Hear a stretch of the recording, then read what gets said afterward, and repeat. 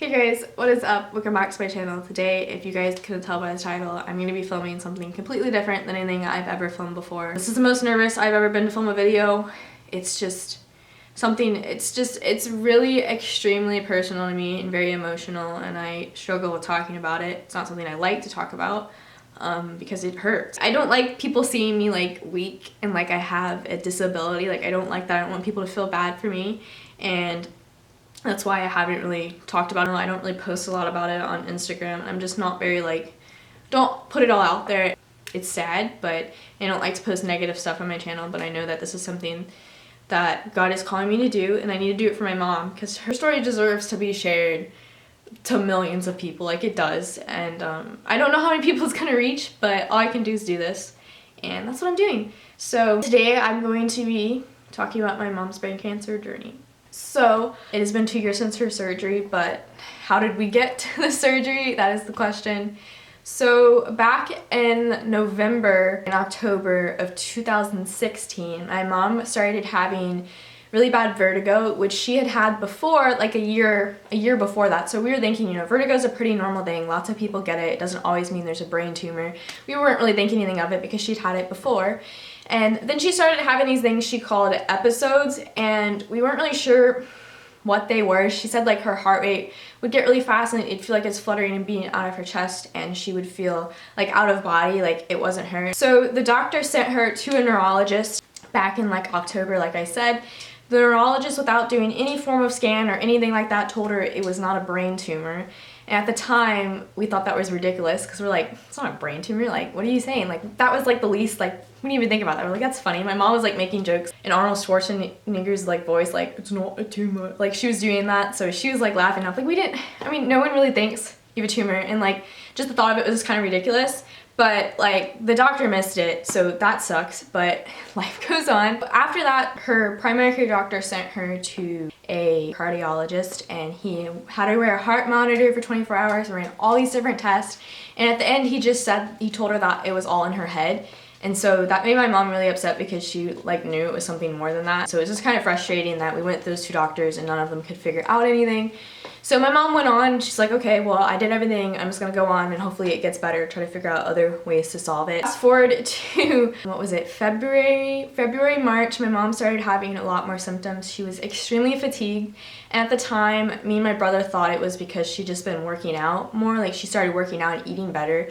And she also lost a lot of weight, which we also thought was from her working out and eating better, but unfortunately that was not the case. So we weren't really sure, but we were thinking, you know, at the time we're like, oh, it's just from her workout, she's working out, and that's where the fatigue is coming from. And so we went on, and then unfortunately she started having severe memory loss. So we've been living in my house that I'm living in since I was like 5 years old, and I'm about to turn 20. So we've been living here for like 15 years, and she would drive right past the exit to our neighborhood, and me and my brother would be like, Mom, where are you going? And she'd be like, I'm going to the house. And she literally thought she was going the right way.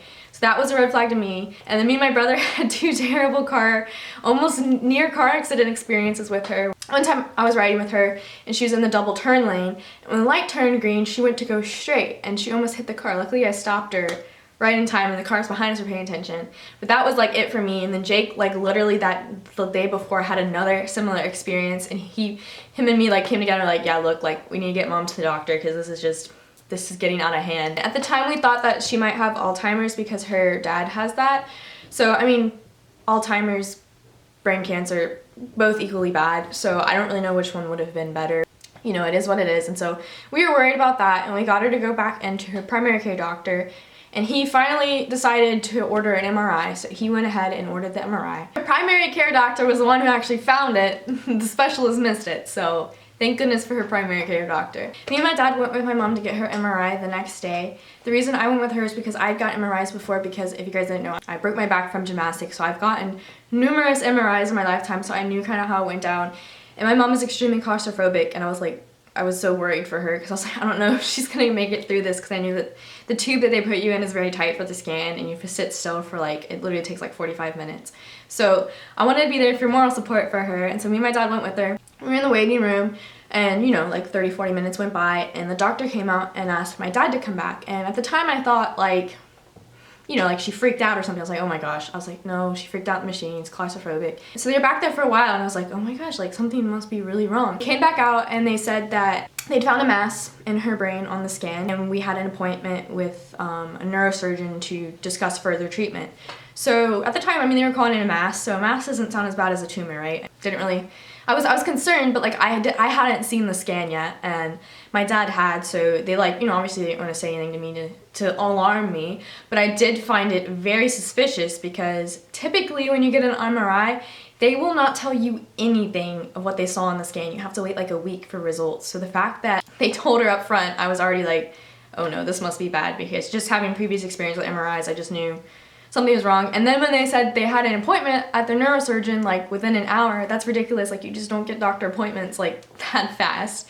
And we actually came later to find out that her doctor sent us a letter and he said like, look, like you don't understand. It was a miracle that what happened. He said that the radiologist dude who looks over the MRIs, he was just about to go home and he was just looking through the scans and he saw my mom's scan when she was still in the machine, saw it, called her doctor, and her doctor called the top neurosurgeon in our state and got her in within an hour, and he's like, look, that doesn't happen, like he's booked. And I thought that was really cool that like something, you know, that small like happened, that was a God thing. Like even in terrible situations, God still shines his light, even if it's not like this huge thing. So I feel like sometimes like we as humans expect God to work in these like huge big ways, like just appear and like fix everything, but it's usually just small things along the way that you can just see God working through something. So that was just one of the small examples. There's a lot more, but I'd probably forget them, so I just wanted to share that because that was incredible. Then me and my dad took my mom to the neurosurgeon and we met with him. And when we got there, I saw the scan for the first time and oh my gosh guys, I'm gonna put it right here. Like just seeing that, like it was so big. Like the tumor in her head was just huge, and like seeing that, like knowing that that's been there this whole time is just terrifying. Like you don't know. And they called it a tumor there, so that wasn't good. That was the first time they called it a tumor and I was really concerned. At the time, they didn't know if it was benign or malignant, so if you guys don't know what that means, I know I'm gonna use a lot of doctor terms because I unfortunately know them all. Benign means it's non-cancerous and malignant means it is cancerous. So they can't typically tell it from a scan. They usually have an idea, but they can't tell you for sure. So the plan was to wait like 10 days because my mom had been taking ibuprofen and acetaminophen, and those are blood thinners, so they like to not do any operations for 10 days just to get those out of your system before they open you up and do anything. The plan was to do a biopsy to figure out if it was cancerous or not, so we could go, when we went in for operation, we'd have a better idea of how to attack it. And they gave my mom a bunch of different medications. One of them was a seizure medicine because she could have had seizures. Thank God she did not. That's a miracle. Like so many people when they get this, especially the size my mom's was, they usually have strokes or they have seizures, and some of those end like messed up. My mom was extremely grateful not to have either one of those because that would have just really been bad and she probably wouldn't have lived as long as she did. She had not the best reactions to the medicines that she took, so the seizure one in particular made her very lethargic, very out of it. She was not herself, so that day was the very last day my mom was herself. And like when people say like, you know, you could lose someone in the blink of an eye, like I literally lost my mom within hours. And it sucks because I had no earthly idea what was gonna happen next. Like if I would have known, like, you know, it just sucks that that's something that you don't know. So after she wasn't doing the best, and we took her in Friday, that following Friday, so that was like a Tuesday I think we went in, and he's like, okay, we'll come back Friday, have a follow-up. So he brought her up there on Friday just thinking it was gonna be a checkup. Me, my dad, and my brother all came up there, and he took one look at her and said, that's not good, we need to get her into emergency surgery as quickly as possible. So luckily the neurosurgeon building is right by the hospital, and so we just took her right over there and they checked her into the hospital at night. We obviously were not prepared for that, so that was a mess. We went from, oh, we're gonna come in, we're gonna take this slow, get the biopsy, we had this plan, and I was like, oh my gosh, like this is bad, we need to get her in immediately, because they were worried that she'd have a stroke or a seizure just because the medicines were supposed to pick her up, and instead they brought her down. And we actually had a really bad experience that night. If you guys know me, you know I always say we have Robertson luck, because typically something that can go wrong in any type of given moment typically goes wrong for us, so we call it Robertson luck. It was getting late at night and the surgeon was gonna come in later because he was in an operation just to discuss what the plan was, and so my dad was like, okay, we need to get you and Jake home because you don't want to stay up here, like, because we had no idea like that we were checking the hospital, so we were not prepared. And so my dad took us home. Well, in the period, like, we lived like 15 minutes away from the hospital, so within the 30 minutes of him taking us back home and going back up there, they have this helicopter launch pad at the hospital where they medevac and people. And it just so happened within those 30 minutes that we left that someone was medevaced in there into the neuro ICU, and all of the nurses and doctors went to see this one patient because he'd just flown in and was in critical condition. So no one was watching my mom. Well, my mom is very hard-headed and she likes to do what she wants to do, and she's like, I gotta get back to the kids, because that's all she was thinking. Even though she was out of it, she's like, I gotta get back to the kids, not thinking that she had like a ton of IVs plugged into her. She couldn't walk, she was in a hospital bed, and it was a long way down to the floor. Well, no one's paying attention. My mom gets out of the bed, falls straight on her face. She busted her nose open, and she's just sitting there on the floor. So the nurses finally see her and they come in there and get her. So when my dad comes back, it looks like my mom has gotten in like a street fight, because I mean, she's like blood coming out of her nose, like she's got scratches and stuff all over her face. That's another God thing. She literally had this huge tumor in her head. She would have hit her head just the right way, it probably would have killed her. So it's another God blessing that she did not injure herself in her little pursuit to escape the hospital. They waited a few days to do the operations. I think it was like Monday or Tuesday they did the operations. It was like 3 or 4 days. And they just wanted to get her levels back up so she was at a good rate. And so the day came where they were going to do the operation. Me and my brother came in to say like bye to her before operation. I have to say, probably the scariest I've ever been in my entire life. Because you just don't know, like, they were going to, like, cut open her skull and remove a huge tumor out of her brain. You just don't know what can happen. It was a 8 hour surgery. So it was just terrifying. Like, once again, like, my life was normal a week ago, and now I was, like, saying goodbye to my mom before she went in brain surgery. It was really surreal in the moment. And that morning, my mom had a really terrible morning. She had thrown up, and she was so out of it, and she wasn't talking, and my dad's like, I don't know if she's gonna say anything because she hadn't been talking. And me and Jake came over and said, Mom, we love you, I hope your surgery goes well. And she said, I love you back. And it was just amazing because I didn't think she was gonna say anything, and she hadn't been talking to anyone else. But for some reason, like, she just had that will to talk to me and my brother, so that was really nice just to get that. We had to wait up the hospital for, like I said, 7 to 8 hours. The worst 7 to 8 hours of my entire life. We waited and we waited, we waited, and we waited, and we waited some more, and we waited some more, and then finally the surgeon came out, and he told us, like, he was able to remove about, like, 80% of the tumor. And the reason why they couldn't remove all of it is because the tumor has tentacles in your brain. If they cut too deep, they're gonna affect some major, like, motor skills and just everything, because the brain literally controls everything in your body. So if you mess with it, bad things happen. So we waited, like an hour before we could see her, and we saw her after operation, and she looked so much better. She was, you know, moving, and she was talking, and she just looked better.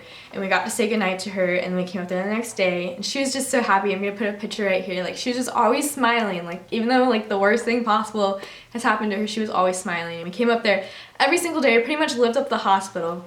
And keep in mind that this happened my senior year of high school, and my mom homeschooled me and my brother. So this happened in March, which is typically the time that most seniors would be deciding what college they were going to. Instead, I was at a hospital with my mom who just gotten brain surgery. I almost didn't graduate that year because I got so far behind just from all of her recovery from that. It was just, it literally happened at the worst possible time, but I know that God had it happen there for a reason. As you guys may know, the doctors never do anything on time. They're always late and they take forever with stuff. We were supposed to know the results of the tumor if it was benign or malignant like in 3-4 days.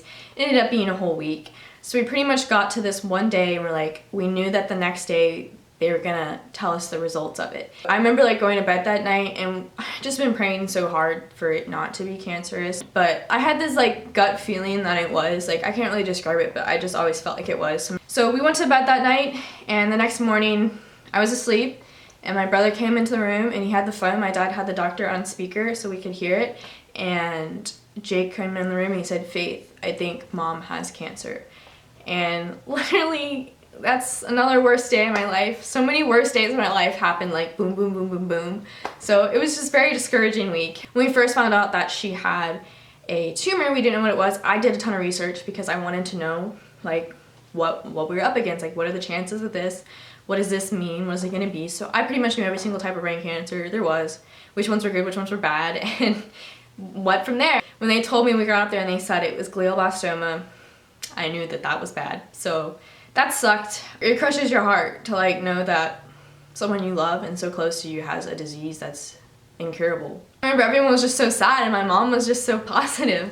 I helped her get up to the bathroom because this was after surgery, so she still wasn't like 100%. And I remember her telling me, she said, "Faith, don't worry, God's got this." And like just seeing her spirit, because I'm like, if this was me, I would be like, this is the end of the world. Like I just don't know how she kept her faith so strong. And everyone's asked like how me and my brother and my dad have stayed strong, and it's because she was so strong. Like, it's just incredible just to see like how much she trusted the Lord, and it ultimately made more people trust in the Lord, just seeing how much she trusted in the Lord. She was in the hospital for less than 2 weeks after her operation, and she got out, and they said she's like one of the fastest people to recover from that. Like she was determined to get home. The next step is obviously to get treatment for the cancer. So basically what they like you to do before you start chemo and radiation, and like you to wait a month after your operation. So we had a month to go to as many places we could to find who had the best form of treatment.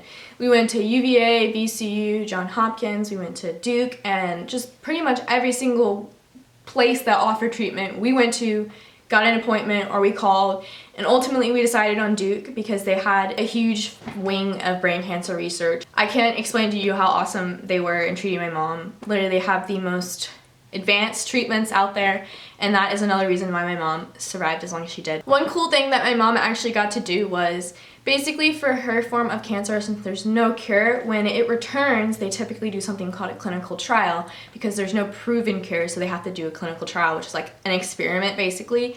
And usually they would only have those clinical trials for after it returns. So like you remove it and then it grows back. This device called the Optune had just gotten approved as not a clinical trial, but an actual form of treatment before the tumor returned.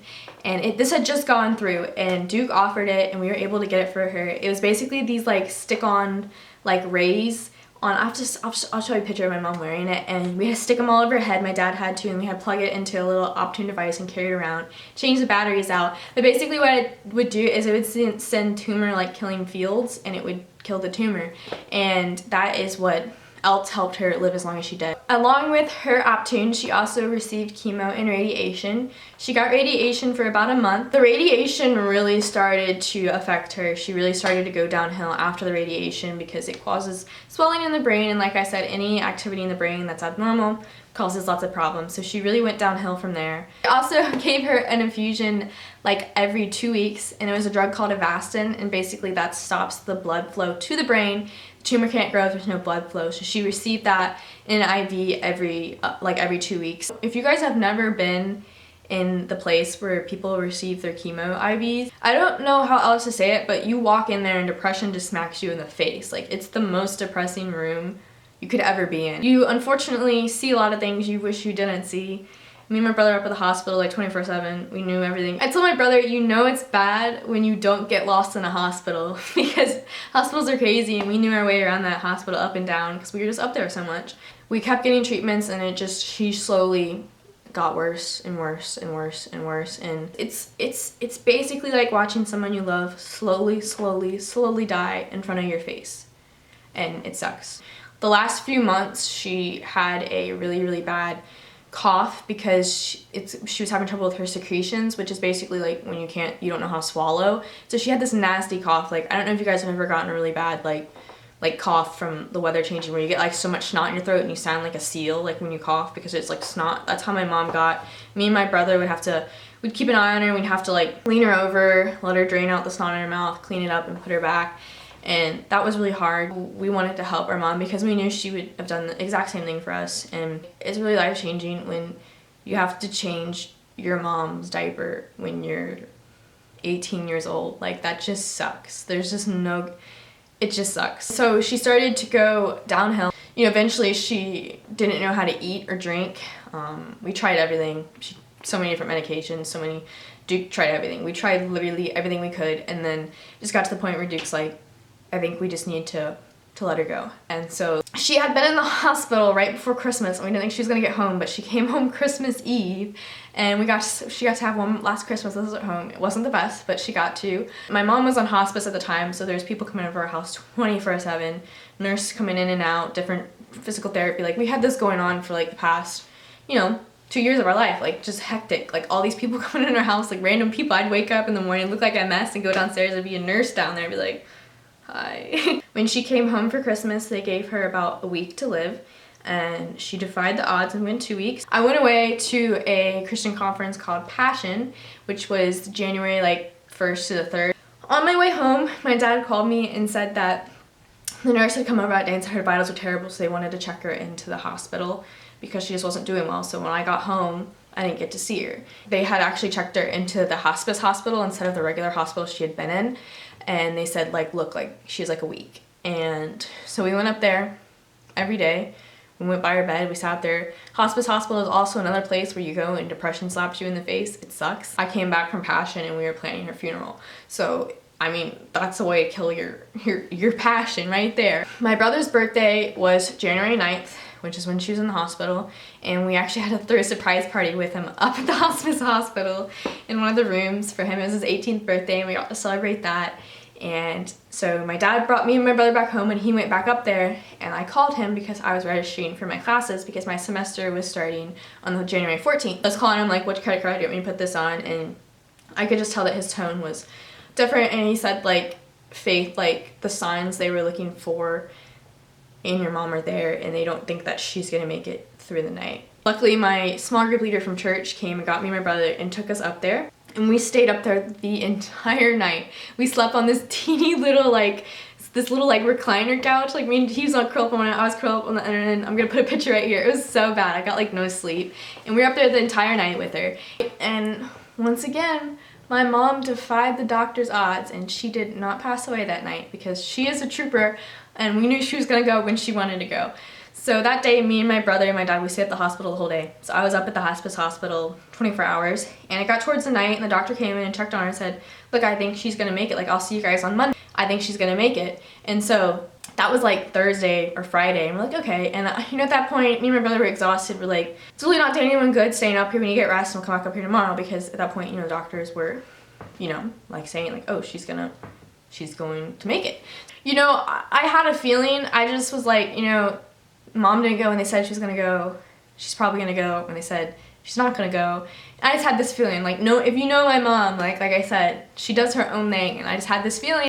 The next morning, it was like 8 or 9 o'clock. Me and my brother got a phone call, and we knew it wasn't good because my dad knows me and my brother sleep really late, so we knew he wouldn't call unless something was wrong. And he called, and I heard my brother pick up the phone, and I thought he said, it's okay, mom's okay. So I was like, okay, it's all good. And then my brother reached over and tapped me and said, Faith, mom passed away this morning. And like, it was just insane. That was the most, like, the whole thing was over. Like, this whole fight was over. You know, hearing those words, like, your mom has died, is just, it's the worst. You know, I'm still in shock that this has all happened. Like I said, it happened so fast. I don't think we've really had time to even process what we've lost. My uncle came and got me and my brother, and we went up there to see her one last time. And I can tell you guys, like, you know, you think like seeing a dead person is gonna be creepy. I mean, that's what I thought. But like, I saw my mom, and like, I just knew, like, you could just tell that she was no longer there. Like, it was her shell, and she wasn't there. And like, I've never like fully like grasped that, like, that this is just our shell. Like, this isn't us, it's just our shell, and it's our soul that like really matters. Like, that's what's going to heaven. And like, that was real life right there. Like, I knew exactly where she was. Like, I knew, wasn't there, wasn't suffering, wasn't in pain. I knew she was in heaven with Jesus, like, celebrating it. It's still really surreal. I don't want to cry because I don't want to make other people cry. I don't like crying because I know my mom wouldn't want me to cry, but it was me, my dad, and my brother, and it was just like, this is all over. It's all over. It's over. Like, this fight that's been going on for 22 months is over. No more doctor's visits, no more hospital visits, no more getting checked into the ER, no more chemo drugs we gotta pick up, no more weird Optune things, no more nurses coming over to our house. Like, what had become like, our lives were normal, and then our whole life was flipped upside down, but the flipped upside down life had become normal, and now we were going back to normal, but it was a new normal because we were now going to be a family of 3. But I know this doesn't end on a positive note, but my mom survived 22 months when she was only supposed to survive 6. She shocked all the doctors, proved everyone wrong, and it was because she had such strong faith in the Lord. That's what pulled her through that. No one would have survived what she survived if she would not have had as great as spirits as she had. She was just always positive. You know, she was always like, God's got this, it's gonna be okay. And she was just so strong. Every day is a fresh start. Every day's, you know, there's a battle, but it's a fresh start, and God's gonna be with you if you let him. And he will give you the strength to get up in the morning. Because I don't even know how I have strength to do what I do, but because it's not my strength, it's not mine. I know that this is like a mess and nothing's in order, and I apologize. It's just a huge subject, but I knew that like I kept putting it off because I was like, God, like I'm not gonna be able to say this in the right order. I'm not gonna be able to film this right. I'm gonna mess up. And God was like, it's okay. Like just do it. Like just be you. Like you don't need a script. You don't need to be perfect. Like just be yourself. People, I mean, that's what people want to see. They want to see someone real. And I want to be real. I don't want to be like fake. So this is me. I hope that this helped someone out there. If it did, please let me know. Because I knew that like I needed to stop being selfish and being scared to film this, because I knew that it could help someone else out there. And I know that's exactly what my mom would have wanted. She just wanted to help people. That's all my mom did, was she helped. She served others. She put others before herself. It was just always so humbling to watch her. We can all get through this together. God's got this, as my mom said, and he will be with us. And, you know, that's an incredible thing to have, knowing that someone else has got this all figured out, because I don't. So that's just knowing that he knows the best for me. Wow, that was hard, but we're here. I did it. I probably forgot a bunch of stuff, but I did it. So I hope that this video touched you guys. I hope that it helped. If it did, let me know. Yeah, I will see you guys in my next video. Yeah, I hope you like this. Bye.